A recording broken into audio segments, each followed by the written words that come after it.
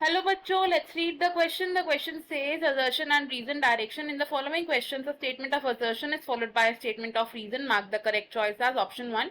Both assertion and reason are true and reason is the correct explanation of assertion. Option 2. Both assertion and reason are true but reason is not a correct explanation of assertion. Option 3. Assertion is true but reason is false. Option 4. Assertion is false but reason is true.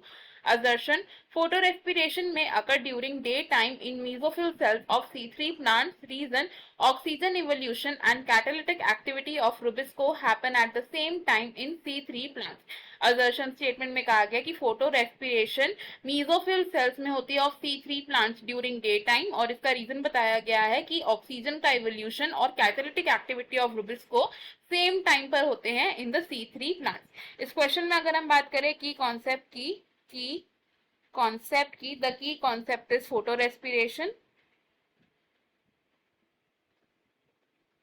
तो photo respiration एक wasteful process मानी जाती है because इस process में क्या हो जाता है, ऑक्सीजन का कंजम्पशन हो जाता है एंड कार्बन डाइऑक्साइड का रिलीज हो जाता है और इसमें एटीपी की सिंथेसिस भी नहीं होती है। तो अगर हम बात करें रुबिस्को एंजाइम की, तो रुबिस्को जो एंजाइम होता है इसमें कार्बोक्सिलेज प्रॉपर्टीज भी होती है, यानी कि ये कार्बन डाइऑक्साइड के साथ भी एफिनिटी शो करता है and it has oxygenase properties also, यानी कि ये ऑक्सीजन के साथ भी एफिनिटी शो करता है। तो जब एक सेल में ऑक्सीजन की कॉन्सेंट्रेशन ज्यादा होती है एंड कार्बन डाइऑक्साइड की कॉन्सेंट्रेशन लेस होती है तो रुबिस्को शो करता है ऑक्सीजनेज प्रॉपर्टीज और क्या होता है RUBP which is ribulose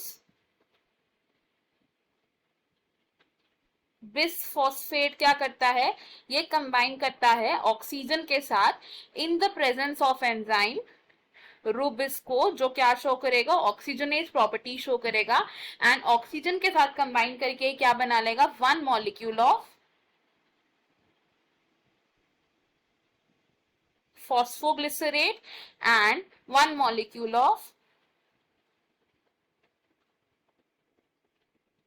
phosphoglycolate. और जो फोटो रेस्पिरेशन की प्रोसेस है ये किसमें ऑब्जर्व की जाती है, usually in the C3 plants. अब C3 प्लांट्स में क्या होता है, मीजोफिल सेल्स में ड्यूरिंग डे टाइम क्या होता है, फोटोसिंथेसिस होती है।